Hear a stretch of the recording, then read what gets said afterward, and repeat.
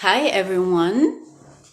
We are live again for a third time making this webinars, and I'm waiting right now for our first guest on the third webinar representing Black women in media, which will be my friend Jabulile from South Africa.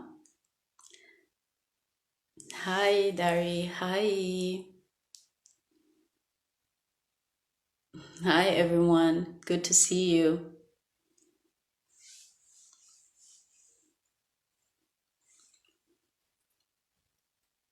So, there you go.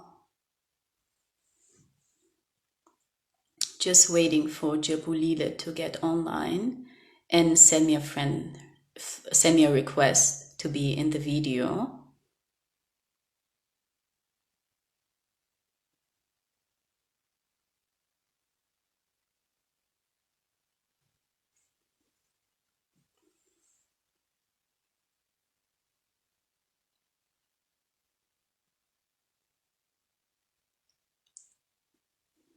Hi. Hi everyone.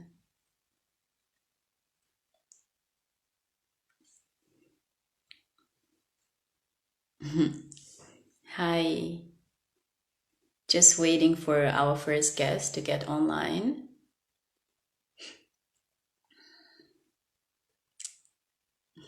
Hi.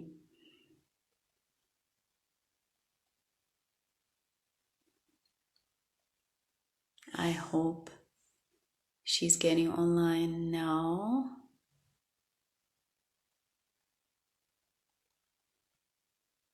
Oh, this IG Lives. It's always something complicated with the IG Lives. But we're not giving up. So, maybe just an intro about the guest I'm having tonight. Our first guest will be South African journalist and mentor, producer, a media host, Jabulile. And my second guest in the second round of the webinar will be the Caribbean, Guadelope-based journalist. Yes. So this is it.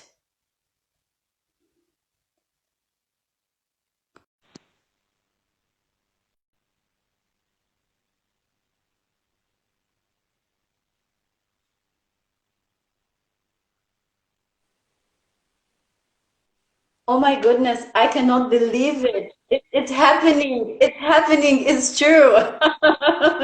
Good evening. Good evening to South Africa. Hi, Alina. How are you? How's Germany? I'm good. I'm good. How are you, Jabulile? This is actually, I was thinking, this is our very, very first time communicating, chatting live, exchanging. We've known each other for so many years through Facebook, through social media, mainly actually Facebook. This is how we started, you know. But so glad, so thankful you to be on this platform. Thank you so much for saying yes and joining me. And yeah, so let's do it. How are you? How are you? How have you gone through these times of a lockdown, of COVID and Black Lives Matter all over the world, everything that is happening? How this did impact your life in a personal matter? Yeah, I mean, lockdown has been very intense for a lot of people. Something Mm, that, the whole globe is struggling with. And I think for some reason, we probably were just out of the woods as Africa at some point until about three yes, months ago. We've just pretty much, in particular, South Africa, we literally are the top five in the world now. So, yeah, pandemic times are not easy at all, but I think as a creative, you've got to also yes, just try to find other yes. ways to sustain your work and your passions despite what's happening. Jibril, it's very quiet. I can hear you almost. It's like it's Is it better now? it's much better now. Thank you. Ah, Thank you. Yes, perfect. All yes, right. it's I hope perfect. other people can hear as well because I see they were Yes, okay. I hope they you're, can also hear. So, yeah, now it's I mean, perfect. Yeah. So I mean, I'm happy to have joined this conversation. We've been talking on Facebook for some time. It's For funny years. how the Yes, digital space is so amazing because you keep in touch with people for years, even though you haven't encountered them. So yeah, it's a pleasure to chat with you finally. thank you so much. Thank you for saying yes Yeah. and being there for us, for every one of us. So I just want to start for everyone who is watching us right now, who going to watch us later, because the IG will be, it will be put on social media, will be put on IG live section. So maybe for everyone who is watching Jabulile right now and asking, I know that she's a journalist, she's a mentor, but what else she does? Because I want to talk about you, about everything you are doing, but what can you say about like what is Jabulile doing? Yeah. So you're right, I'm a trained business journalist, practiced in traditional media for some time, and I quickly left that space because I think I, realized pretty soon that I had a few other interests over and above the newsroom. So I just quickly decided I'm not going to stay here for long because I think Wow. naturally I am a writer, so I didn't see the need to be employed as one forever. I really had an interest in other things, mainly social justice work. So I'm a social justice activist and do quite a lot of work in that regard, also as a human rights activist. And over and above that, I also just run my own media company. So I'm a director of a media company that essentially does public relations and stakeholder management for corporate and also Yeah. the public sector. So it's a wide range of things, but really the primary, sort of passion at the heart of what I do is really based purely on the love for communications, for media, for storytelling, for empowerment of young people, young women, and just also the development of Africa. So that's truly at the heart of what I do, over and above all the other things. Yes, yes. Jubilee, it's not a secret that you have been chosen as one of the 40 leaders in South Africa who are changing and impacting the life of young South Africans. This is huge achievement. One of the 44 South African leaders. Congratulations on. And I've Thank you been so following much. so many years, and it's so influential in my life as well. My career has been impacted through your work. But tell us more about this. How are you dealing with this? How are you changing the life of South African boys and girls at the same time? Yeah, so this honor is quite, I mean, I just feel like I'm not as deserving, but You are. so this is a book that is being compiled by one of the most amazing young Black writers in South Africa. She's written 8 books. She's 28 years old, so this will be her ninth book. And Okay. what they've done is, based on the historical aspect of the 1976, where, there were Soweto uprisings in South Africa back in the day, Yes. where young people took to the streets marching against oppression, system of oppression, and Afrikaans in particular as a language of oppression. And they didn't want to be taught in that. And that's created a narrative of how, Black people, or particularly young people, have been able to really stand up for themselves and for what's right when it comes to this country. Of course, Yes. that was at that time during the apartheid era. So it's been about 44 years today since that uprising happened. And what they've done is they've taken, sort of handpicked about 44 young leaders or emerging leaders of this particular generation, of which I happen to be a part of, primarily from just the basis of the kind of impact that you make in your society with young people in particular, and just through mentorship, not just mentorship, others are business people, entrepreneurs, trailblazers, really. I mean, incredible people. That's why I still don't know how I made the list, but it's an honor to have been part of that book. And I think it's, for me, it's not so much about having made the list of a book of so many leaders, but probably about the importance of how we should document the impact we make in our community in this generation, so we can have some form of reference for generations to come.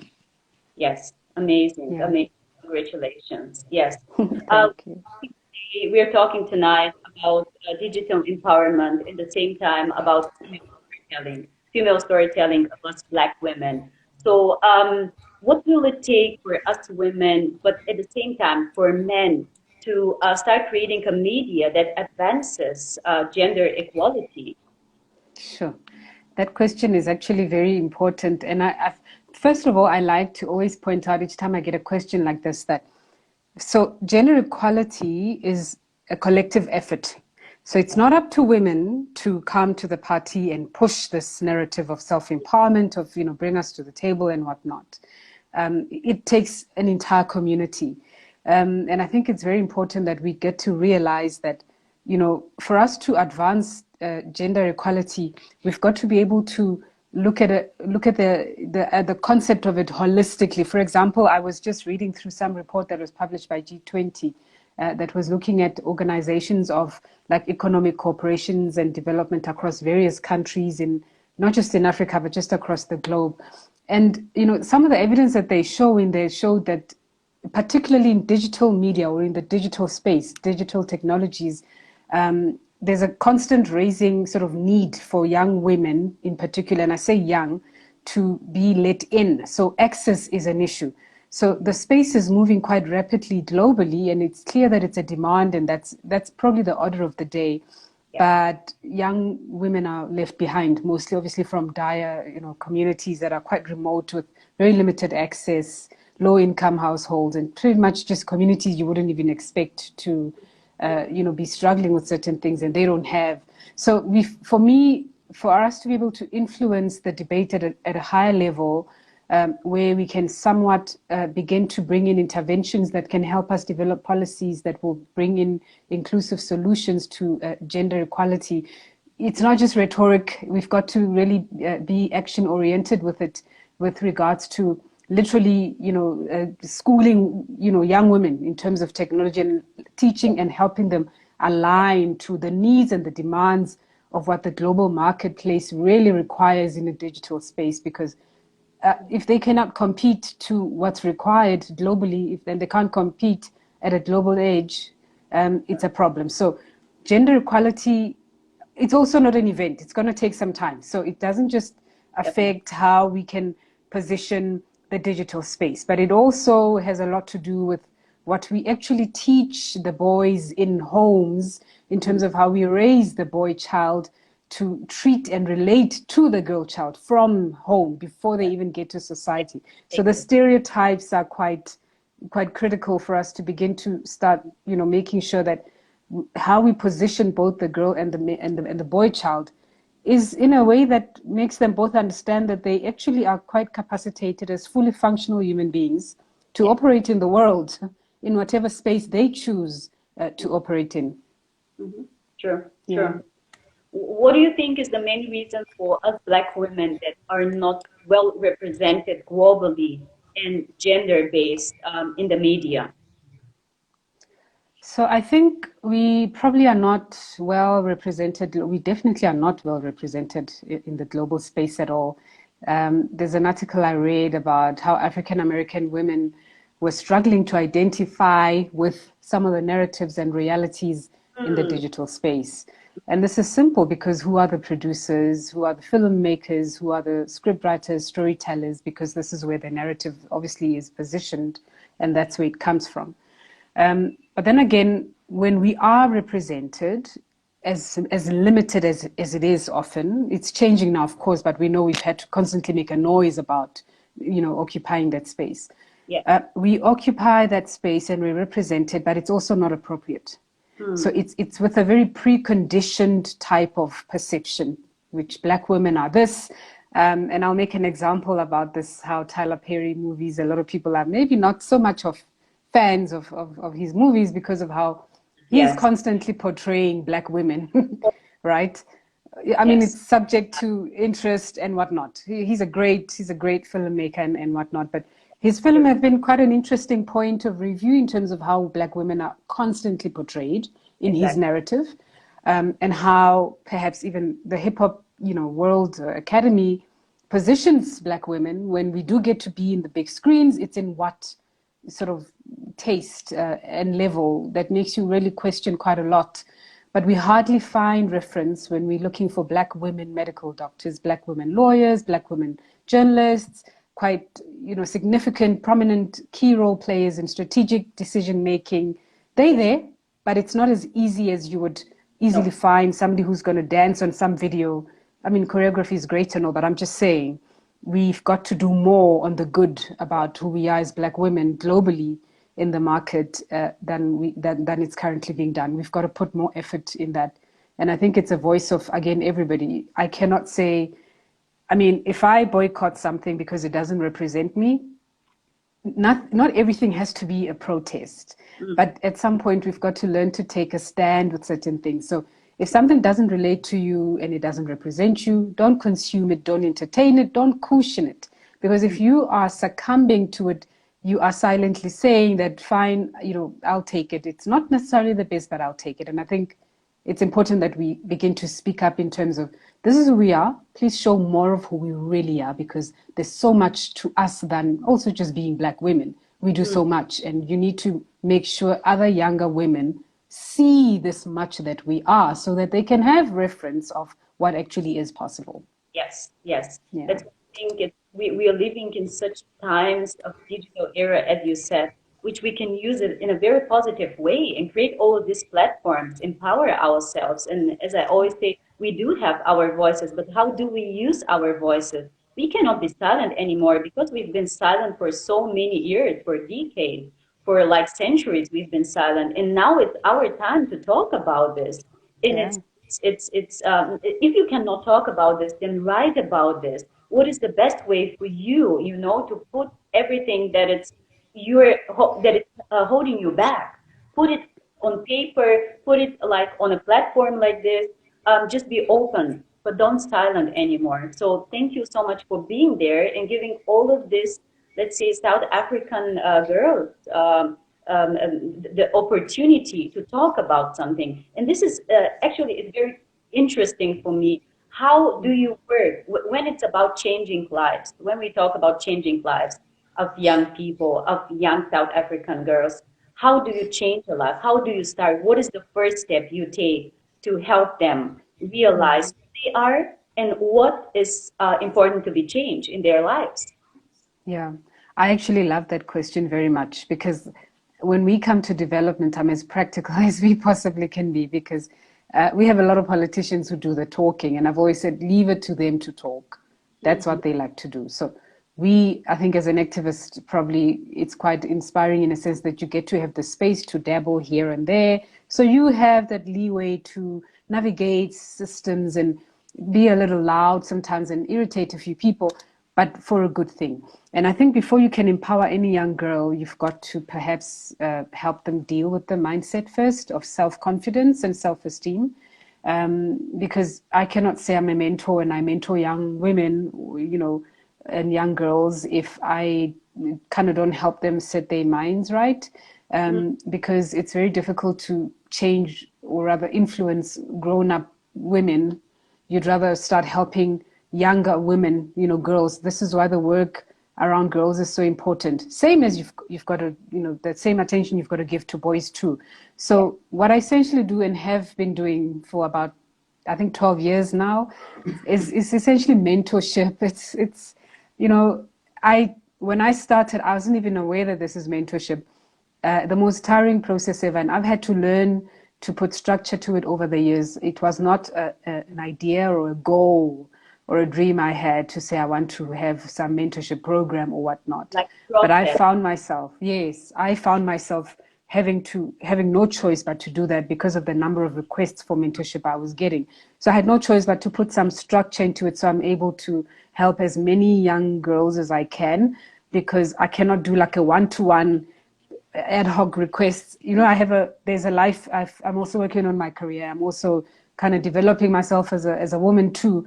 But Yes. I have a deep passion to really help young women. So I thought, let me put some structure of some sort, which I'm still working on. Eventually, perhaps we can, collaborate with other institutions, and we actually are working on that to try and see if we can formalize it into some form of an academy. But for now, there's a structure of a program where I help mentor them with regards to their careers, but mostly personal development.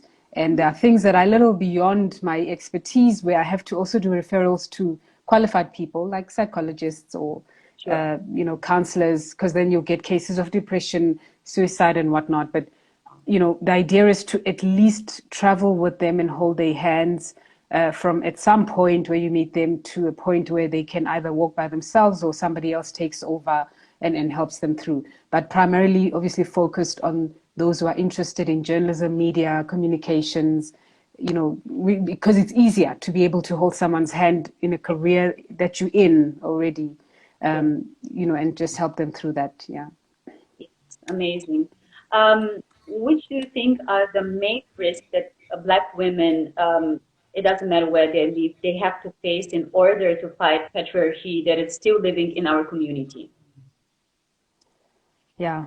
It's not said, not said, but it's here. It's real. It's like coronavirus. it's It's here and it's real. How do we fight? it's it's a Yeah. problem. It's a It's problem, actually. And people think you begin fighting patriarchy when you get to the workplace, which is mm, a fallacy, because you don't start fighting patriarchy when you get to have an office yeah. as a big girl, now dealing with big career problems.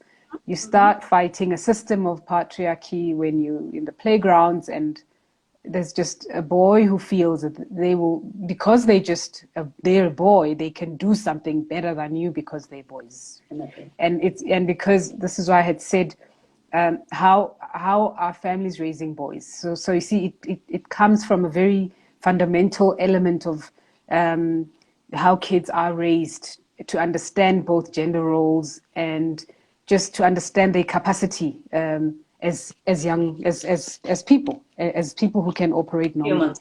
So I think the risks that you say, what are the risks? The risks for me are, number one, it doesn't start at a high level. By the time you get to be a grown-up woman and you're facing patriarchy, it's not the first time you see patriarchy in your life.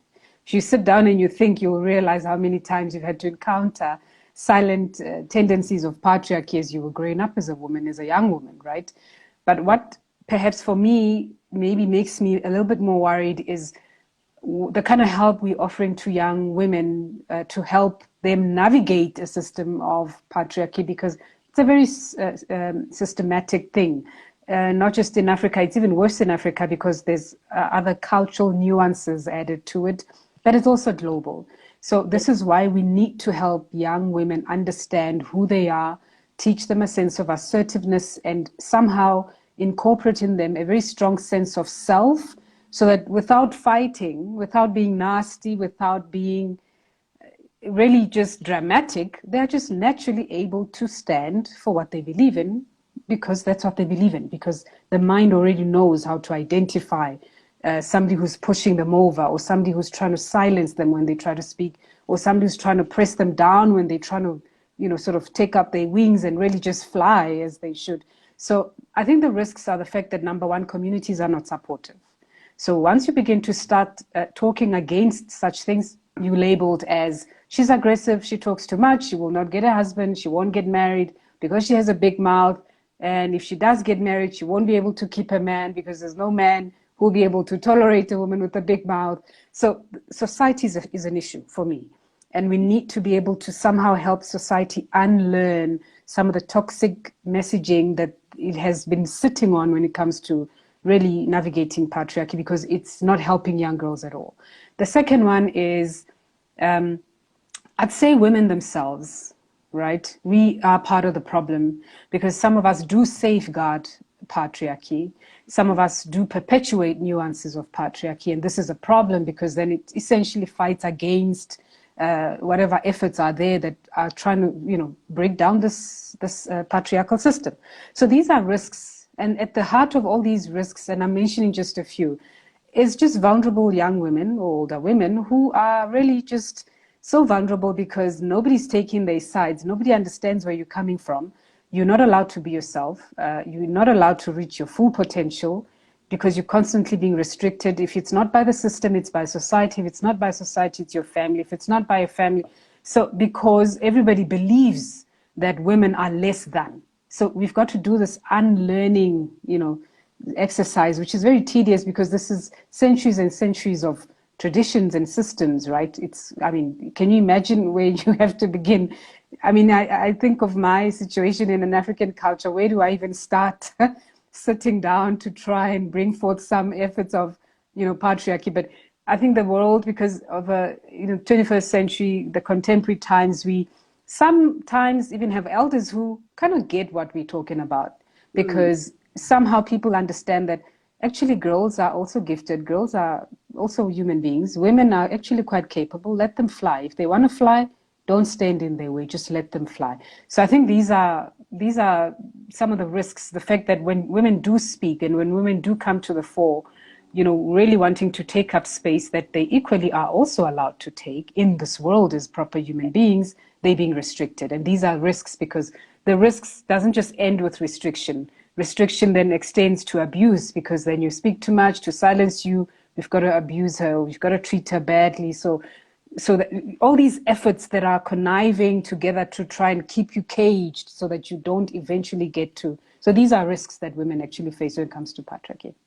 Some of the risks, at least. Yeah. But we're talking at the same time, most of the things you have described, women are going through trauma, so many traumas being caused by patriarchy. And so many of us, so many of African women, I would say in general, like West African, because I'm half Nigerian. And I've been watching, do you know the MTV Sugar series, which has been taking place in Kenya and Nigeria? I've been watching it for the last couple of weeks. And I've realized what patriarchy actually has destroyed on entire continent. How many negative causes and what traumas Black women, African women are dealing with because nonsense. I'm always calling it nonsense that has caused, it is. and it has an influence as well in Europe on women. Yes, but how we deal with these traumas. We are talking because you're a mentor, and I will shift now the conversation. We'll go to mentoring and empowering women in a different way in a healing process. How do we heal? How do we step back in this kind of digital world, but at the same time, it's a chaos. And we are going now in times of changes, times of very fast changing, everything around us changing. How do we heal as women from this that is happening around us every single moment? Yeah. So I think, perhaps our first step towards healing as women would be to begin considering the dimensions that are there in a relationship between race, the market, and the media, right? We've got to be able to infiltrate and occupy various spaces of society and industry, not because we want to get there and change things, but because, number one, we belong there, because we belong anyway in this space, right? Yes. So we've got to be able to examine some of the tensions that also exist between women and race. Because the minute you talk about women and what they face, that's all well and good. But there's a different layer that adds to all the other nonsense, as you would put it, that women face again. Which you're fighting patriarchy, you're fighting discrimination at work, perhaps even sexual harassment or whatnot, and being overlooked or underpaid, which is a major issue even in 2020, right, globally. And then on top of that, perhaps you've got to handle gender-based violence. So on top of everything you're facing as a woman, you've got to handle abuse, perhaps even rape. It's a lot. And we've got to be able to see how all these issues affect women and trigger women into becoming, not problematic, but quite very, very tense. It's like we're always on our toes. There's a quote I saw the other time that said, being a Black woman is like being Black twice because you deal with the issue of Blackness because you're Black, and then you're a woman, and that just being a woman has its own country. You live there and it has its own things. So I think we need to be able to really be brave and start occupying spaces, because it's good to speak, right? And we speak all the time. If there's one thing women do right is speak, we talk, we always talk, right? And I think at some point even people get irritated with us because we're always talking. But I think we need to move. Yes, we need to. We have to speak, because you look at the historical aspect of how women's voices have been treated. Women were not allowed. So even if you wanted to speak, you just were not allowed. And, if you push hard, then there's punishment for that. So speaking is very important, but I think we also need to challenge ourselves to go beyond speaking so that we are able to change these realities and actually co-create better futures for not just ourselves, but for younger women coming after us. So it's okay to speak now in a sense that we're contributing towards building resilient communities and sort of building, resilient structures, if you may, in the spaces we occupy, in the spaces we hold as women. But I really would like to urge us as women to begin pushing for policy changes and legislation changes and effect. And this is already happening. There are incredible women across the globe in Africa who are really deeply rooted in some of the efforts that advance feminism in a sense of really trying to assist women get what belongs to them, what really is theirs, and just for people to open the door to women so they can also come in and sit at the table and equally contribute to the economics of the country, of businesses, and also most of the spaces that are always seen as sort of politics of the big male politics type of a thing, of which there's no such a thing, right? So I think we need to really learn to teach ourselves to go beyond our talks. Women are very, as we speak, it's great because then in those spaces we get to heal, we get to learn, we get to navigate emotions and do all these things. But I think we need to move because, in all honesty, I'll tell you this, Alina, men win because they move, they act, and this is a fact. Oh, so yeah. we don't need to be men. We don't want to be men. No. But I've always said there's an element I like with men because they will talk and they even do that very limitedly, but then they move and they just action oriented and they always get what they want. But women only talk, so we can never get what, because then we don't act. Patience. So we need to teach. Yes, we need to also teach young women that aspect. It's okay to speak as much as you can, write, do whatever, but you've got to move and actually take action, because it's in the action that we take that we are building the reality that we want. When we take action, we are building the story and documenting our reality so that there's reference 10 years from now in terms of women of 2020 did this, and they just didn't do it by talking. They actually, put into effect this policy and that policy. And I'm saying this, of course not, sort of downplaying the effort that has taken place globally. There's a lot of stuff that's been legislated and a lot of policy changes that have taken place that women were pushing. So women are really coming up the ranks and they really are pushing for quite awesome things. So this is great. And I think this is the momentum I personally would like to see, because I want to move to a point where we're done talking. We've got to see the change. We are part of this community as well. And we need to also see things that speak back to what our needs are as women. Yes. Jabulile, thank you so much. Actually, I think we covered so many important things. We wanted to speak about digital empowerment, but we shifted to something very, very deep and very important, and I say most important, about healing, about empowering, about acting. That it's talking, it's good, but we need to act. And thank you so much. I'm just waiting for Jessy to send me a request to get into the conversation. But maybe in this last couple of minutes, will this be the last words that you say to all Black and brown girls all over the world who are going to watch us, or just like put it in a space there? What is the first step they to take if they're willing to fulfill their dreams? They have a vision and a dream. What is the first step to take? I would advise them, and I mean, I'm speaking from experience that it's not easy. Number one, be yourself, because it's also very challenging these days, because people have this hallucination and this fallacy of an idea that to achieve something, you've got to be somebody else. And I think young women need to understand that to achieve or be anything, you don't need to be anybody else. You just need to be yourself. I think that's a first step to having achieved whatever it is that you even want to do in the first place. And when you are yourself, you may not win on quite a lot of things, but you'll certainly win on the things you should win on, right? So I think they need to learn to be content with that fact. It's a fact that you will not win with all things, but you will win with those that you should win with. Be content with that, because you certainly cannot take in everything. And secondly is to be consistent. It's not easy. Even I struggle with consistency at my big age. but you've got to be consistent. It's also a learning I'm working on every day in my life, because out of consistency, that is when you actually get results. Like I said, action is key. We can dream all we want and draw, but at some point we've got to move and build those dreams. So consistency is key.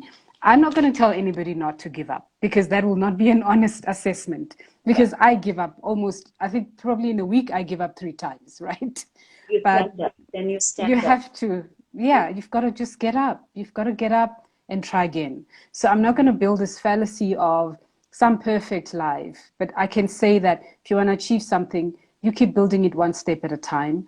And if there are other external noises that disturb you, sometimes shut down a bit and ignore those noises and just do some internal work so you can refocus and get some energy to focus on what you're building. Because one thing for sure, though, that I can say is that nothing is impossible. That part I can say, but it's going to depend on the effort that you put in. So I'd say Yes, that just one day at a time, be yourself and know that those dreams are achievable. It's not just some special people who achieve dreams. Anybody can achieve any dream. sure, sure. Jabulile, thank you so much. So believe in yourself, put the work, and be consistent. This is what Jabulile does tonight, and for every single day of our lives, if we want to fulfill our dreams. Thank you so much. I appreciate you, appreciate who you are, and everything you are doing for us. And we definitely going to keep in touch, and maybe we will have another one collaboration, because I think the time is running out and it's not enough with you. And I Yeah. every single moment. Thank you so much. Have a Thank nice. you, Alina. Thank Thanks you. so much. Take care. Yeah. Bye. Bye bye.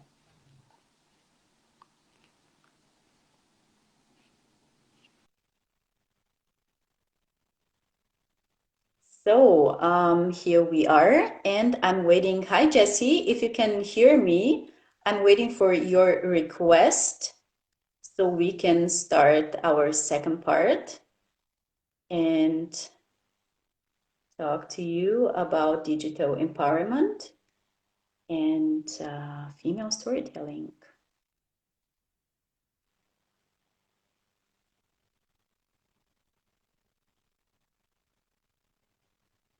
So,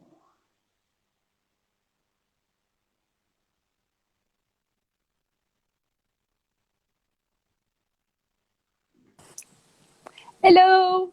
hi, Hi, Jessy. Alina. How are you? I'm good. How are you? Doing great. It was very interesting. Moving from South Africa to Guadeloupe to Exactly. Christian, this is possible only because of digital empowerment in digital space. Thank you so much for being My on this. pleasure. Thank you so much. And just, I remember the first time when I contacted you because of a common friend that we have and sent you a question, can you do this? And you said yes. I felt like, wow, this is what we need in these times of change. This is what we need in supporting each other. It's just saying yes and doing something good for not just each other, but for the generation that it's coming. So thank you so much. I deeply appreciate everything you are doing. And yes. How are you, Jesse? How I'm is doing great. It's my pleasure, first of all. I always love those type of projects. So definitely I was very happy and very touched that you chose me. So thank you. And yes, I'm doing great. I'm doing great despite I, the circumstances in the world right now. I'm doing great. I'm blessed.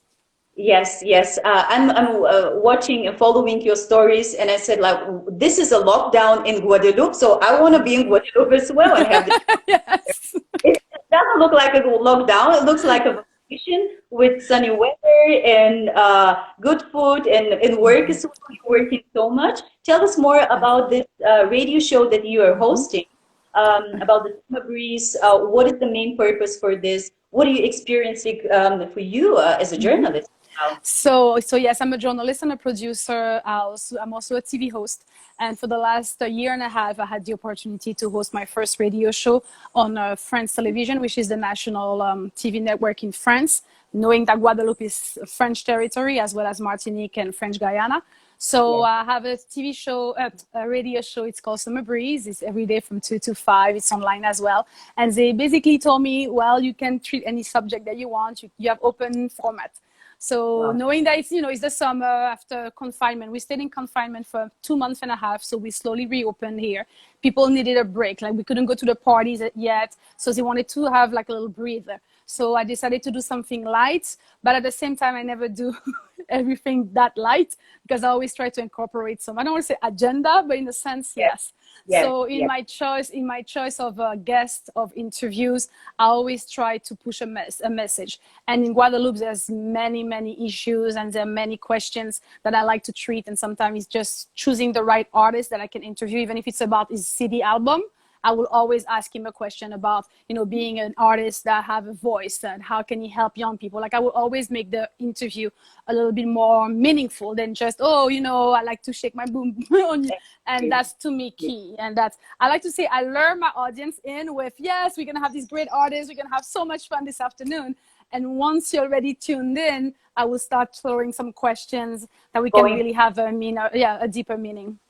Yes, amazing, amazing. We're talking tonight, as we said, about digital empowerment, but I want to talk mostly about media because you are a journalist, as we said, you're a producer. You produced two incredible carnival-based productions, documentaries from Trinidad and Tobago and Yes. Guadeloupe as well. So, Jessy, you're working, you're based in Guadeloupe, but at the same time, you're living in Miami. So, in these two countries, but working as well in Trinidad and Tobago. How did you see any difference between the representation of women in these countries in media, Yes. media in general? Yes. So it's interesting because I grew up watching French TV. We're in the Caribbean, but we have French TV, and because we are French. So I never saw myself or my sisters or my mother or anybody who looked like me on French television. Wow. So when I was growing up, I was like, okay, well, you have to have long, very straight hair, blonde, preferably, or maybe brunette, to be on TV. And that was a dream of mine since I was like 5 or 6 years old, but I could never, even in the commercial, like I would really think that we don't consume, like we don't have any power. We're not part of the landscape, basically. Yes. So when I moved to the US, it's been a long time, like it's been like 19 years.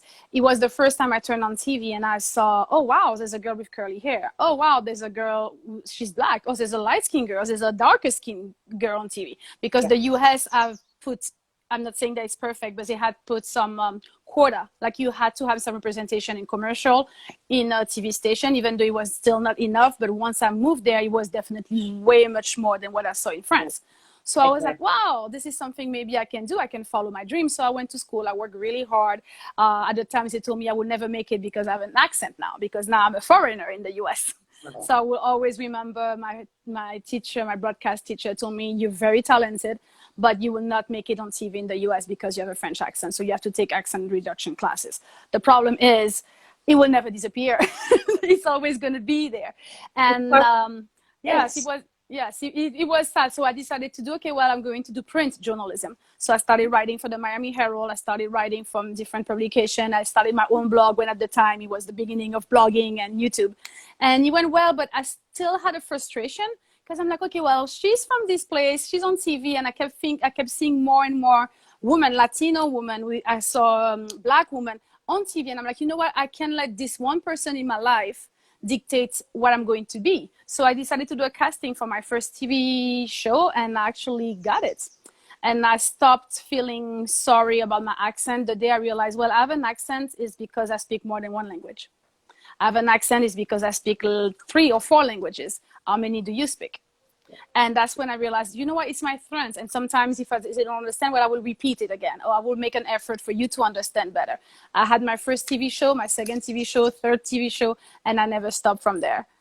And I think here, every time I come to Guadeloupe or in France, throughout the year, I'm talking 18 years span, every time I turn on the TV, I keep thinking, okay, well, did France stay in the Middle Age because we still don't have representation? And when you see a Black person, she's cleaning the toilet or she's like the maid, and it's still this stereotype on TV. And when you see commercials, sometimes you will see a mixed couple, sometimes, or like a mixed child with the curly hair and blue eyes, but it's not, you will not see a commercial with only Black people, for example. And we're in 2020.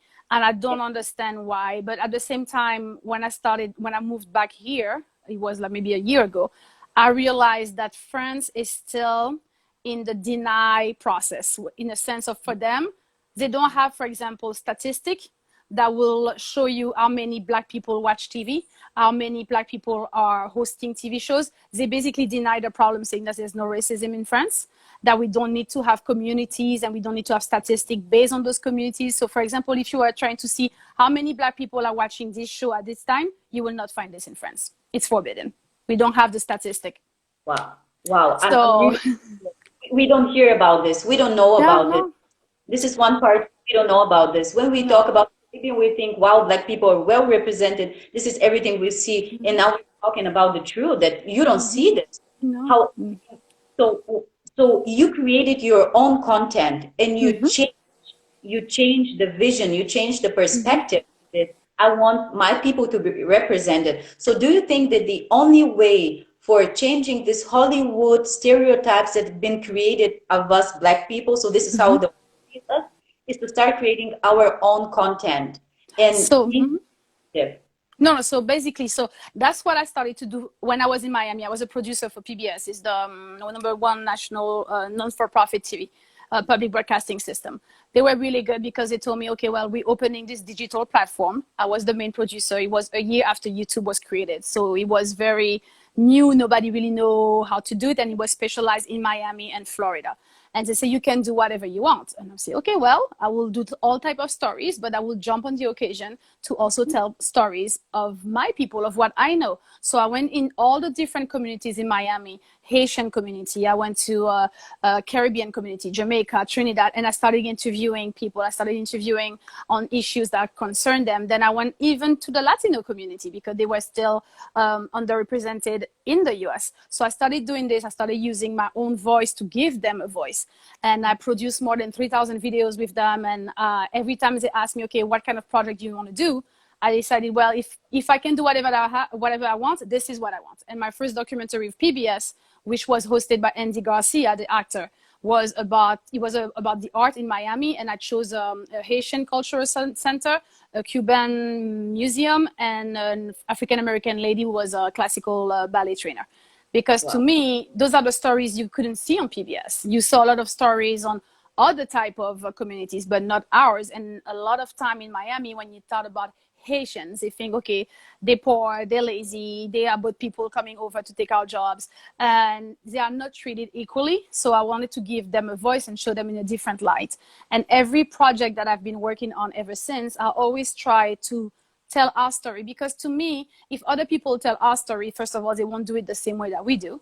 And sometimes the message is not clear because it didn't live what we lived and they couldn't relate the same. I'm not saying that there's not like great producer who did amazing things. You don't have to be Black to do a great documentary. But I think it's even better when you know what you're talking about, when you lived it and you feel it in the final product.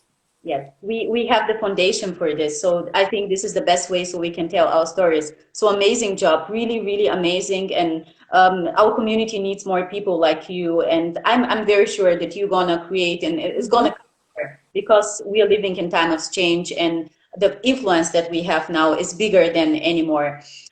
Jessy, we know that we poorly see women of color in the media and in the entertainment. We're talking about this right now. So I want to know about not just women of color, but patriarchy. We spoke with Jabulile about this in South Africa and in Africa in general, but it's very important to hear more about this in Guadelope, in Trinidad and Tobago, in the Caribbean, how you are fighting with patriarchy as a woman. So when I was listening to you in Jabulile, I was like, oh man, so this is really everywhere in the world. But yes, it is. It is. It's different level because how she mentioned it, you also have, of course, the cultural aspect of it, how your religion, the cultural aspect and the tradition that you have depending on which country you are.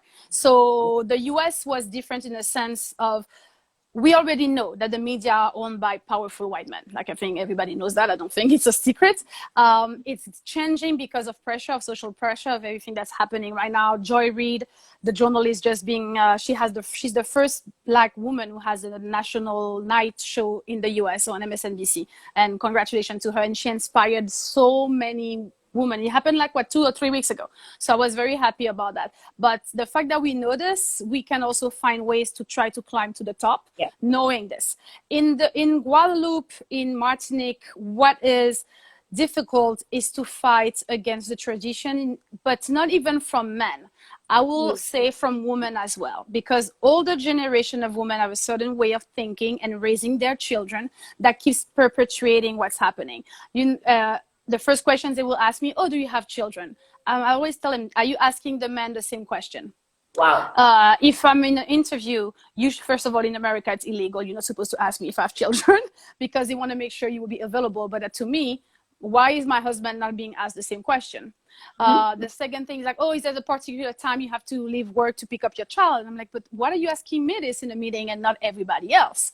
And something so simple as, let's say you go to an outing with friends and you have children with you. When it's time to take off the dishes on the table, you will see that women will ask the little girls to help, but not the little boys. So little things like this that just... We're in 2020 and we need to change it. And I do understand the traditions are important, but I don't see why the 6-year-old should have a bigger piece of chicken because he's a guy, he's a man, and the little girl next to him, maybe she's as hungry as him. So little thing that sometimes women don't even think about as they keep doing.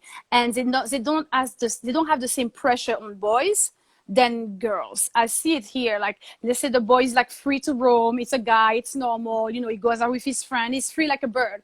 The girl, you have to go put on a pair of jeans. You have to make sure you don't talk like this. You have to make sure you don't look at them in the eyes. You can play with boys. It feels like it's our fault. Like we are victim of our womanhood all the time.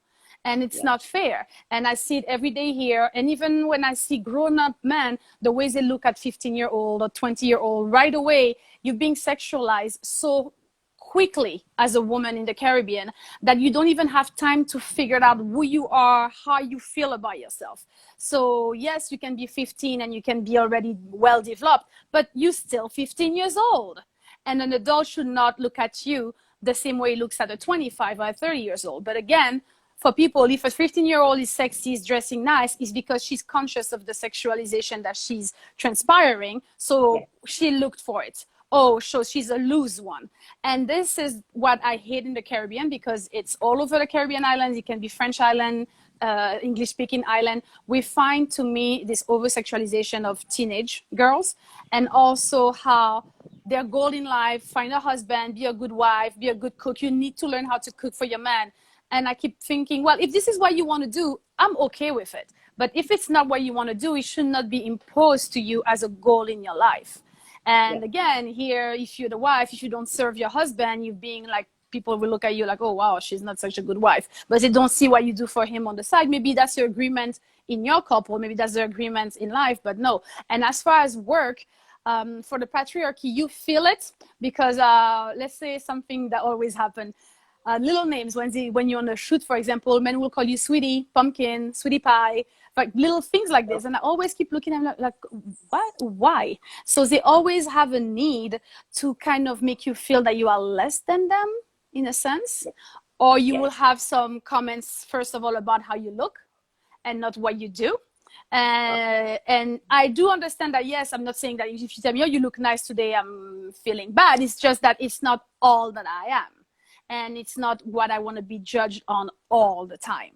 So you still find some people who will not trust a woman and would rather have a man speak with, like they will think that the fact that I'm a woman, I might be pregnant one day, I might want to have 3 children and stop working and take care of my husband. So you still have this. Or I work for Carnival as well. So that's a whole different world. This is something very different. We're presenting a so different way. Tell us about this, because you created these documentaries. Tell us more about the carnival and the perception. So Carnival is actually a worldwide celebration, and in the Caribbean we celebrate a different way, and depending on the island that you're from. In Guadeloupe we follow the Catholic calendar, so it's like Mardi Gras is the final day, but for a month and a half we do Carnival every Sunday. So we dress up in costume, we go in the street, we dance, we parade, and we have bands, you have people. It's pure joy. Trinidad is different. You have like a lot of feathers, you have very tiny pieces of clothes, and you just get free and get loose for like a week. Basically, you dance, and it's true, you half naked, but it's not mating competition. It's just this, we celebrate Carnival. But when I documented it, I did a documentary on it from Guadeloupe and Trinidad point of view.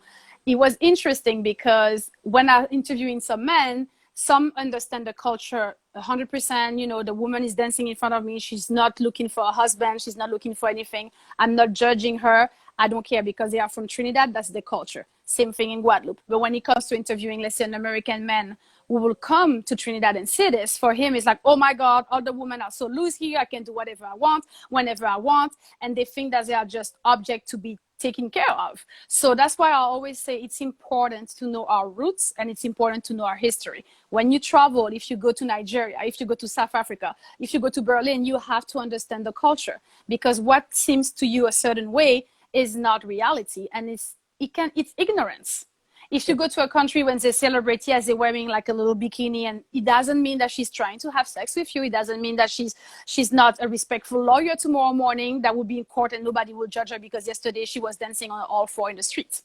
But that's also something in my world. I host Carnival in Guadeloupe every year. I host it, so I'm wearing Carnival costume on TV, and I have men who came here in Guadeloupe tell me, "Oh my God, how are you gonna find a husband dressing like this? If I was your man, I would never let you out of the house like that."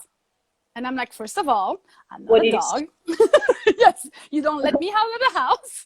Yeah. And I explain to them, I say, well, first of all, this is my body. I'm free to present it the way I want. I'm protected legally. It's not like some idea that I'm making. I'm protected. Like, you cannot touch me. Nobody is allowed to touch me. You can judge me if you want, but you have to pass by your ignorance, knowing why am I dressing this way? Why am I representing? And being in a carnival costume doesn't make me less of a woman than a woman wearing a suit. But that's a process. It's a process. Yes, yes. Jessy, sorry so much. We have about like 2-3 minutes. Already? Time flies. I just realized with Jabulile we had wow, it's 30 minutes now. We just 30 minutes. And this is so important, like matters we are talking about right now. And I think it's very important because we spoke about South Africa, we spoke about Guadeloupe, and now talking with you at the same time. But very important for every one of us who's gonna watch or just put it as a set in space. But what do you think, based on your experience as a journalist, as a woman there in the society, what is the first step for Black and brown girls who are having a dream, having a vision, and want to realize it, no matter what it is?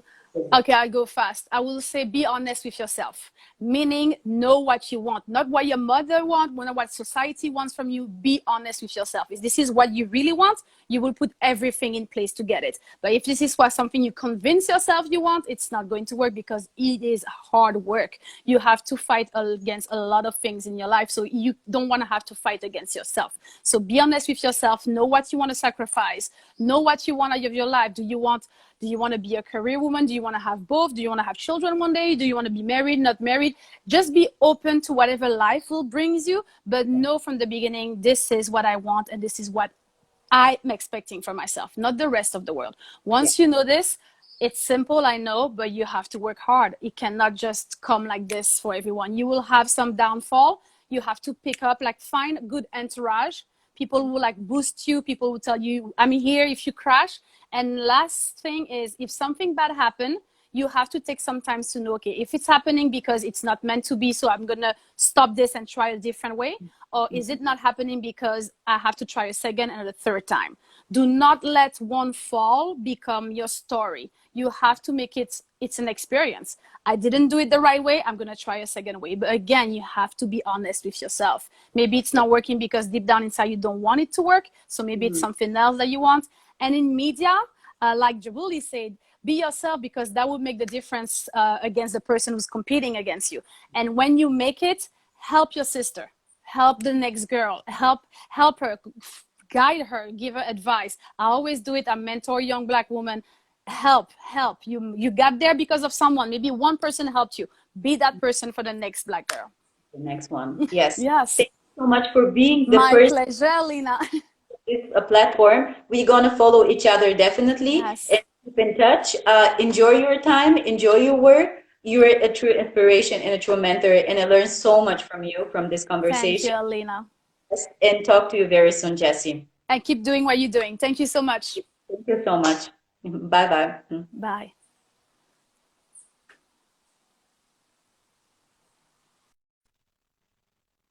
So guys, actually we are done for tonight. The video will be uploaded in the IG live section and we have just 23 seconds and I'm saying hi to Norbert and thank you so much for creating this amazing flyer. Thank you so much to Jabulile. Thank you so much for Jessy and everyone who tuned in tonight. And I hope you guys, you got inspired, you learned something and see you next time. Bye bye.